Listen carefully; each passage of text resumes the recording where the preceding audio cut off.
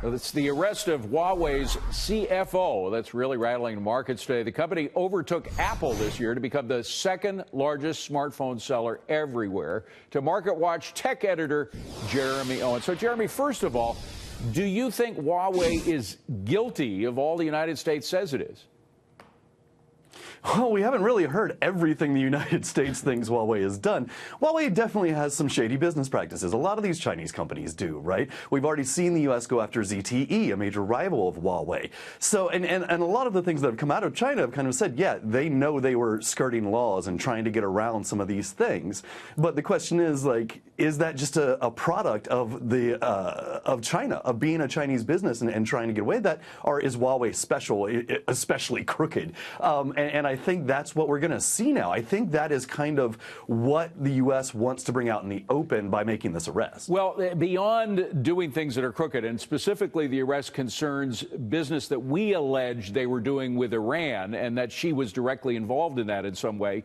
But we have also told our allies, beware, because this is a company that has somehow encrypted stuff and software in ways that they could actually spy on us if we buy their phones. Do you think that charge by us is exaggerated just because they're such a big threat to our businesses?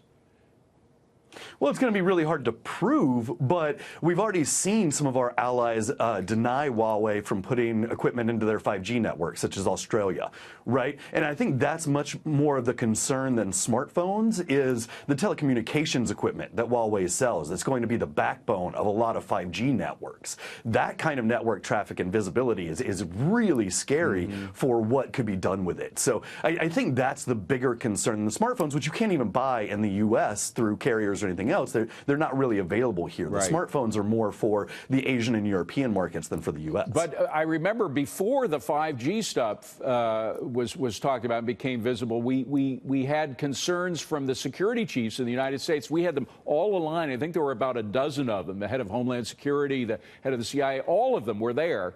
And every single one was asked by the congressman if they would buy a Huawei phone or suggested anybody else. And they all said absolutely not because it's a security threat. Was that exaggerated, or do you think they were onto something?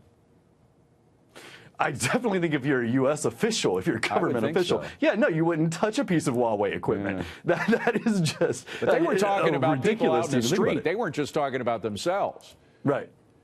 Right, yeah, and we're going to, I mean, the Huawei smartphones aren't available in the U.S., so it's kind of a moot question at this point. But no, I don't think anybody that is worried that would be doing anything sensitive would want to touch one of those phones. What about a U.S. company? There was, even though you can't maybe get the phones now in the U.S., they had a partnership with IBM not long ago.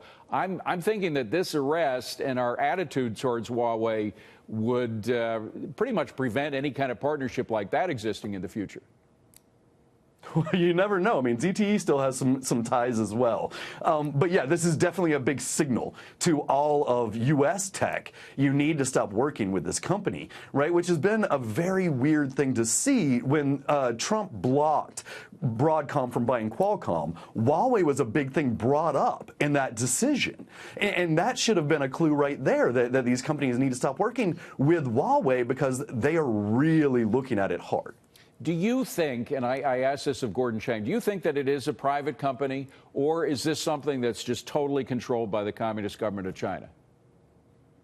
I think you're looking at something that's about half of one. You know, it's right there in the middle, right? The founder is a former Army engineer. He is very close to the powers that be in China. And so that is worrisome. But then again, you see all the tech leaders that are meeting with President Trump right now, including the Qualcomm CEO, who Trump blocked from being bought by a then Asian company. So you can't take all of that, but there are definitely ties there that are worrisome. I don't think it's completely controlled by the Chinese government, but where that line is very hard to see. Just like everything in China, visibility is tough. Well, China, again, it's a huge company. We talked about it selling more smartphones than Apple does.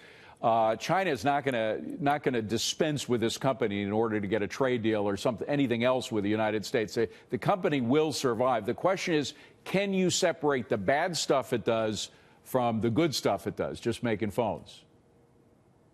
Yeah, well, I talked to a Ford exec last night who spent 2 years in China, and I broke the news to her, and her response was, Huawei is China. And that's the thing, is we're going after the major company in China. You know, this is the equivalent of GE to the U.S. 50 years ago, right? This is a company that is really seen as synonymous, a company seen as synonymous with that country. So, yeah, it's gonna, I don't think we can take it down, but we can certainly hurt the global nature of Huawei's business. Huawei could exist as just a company that focuses on China. To grow, to be bigger, they have to get to Europe and Africa and other continents as well.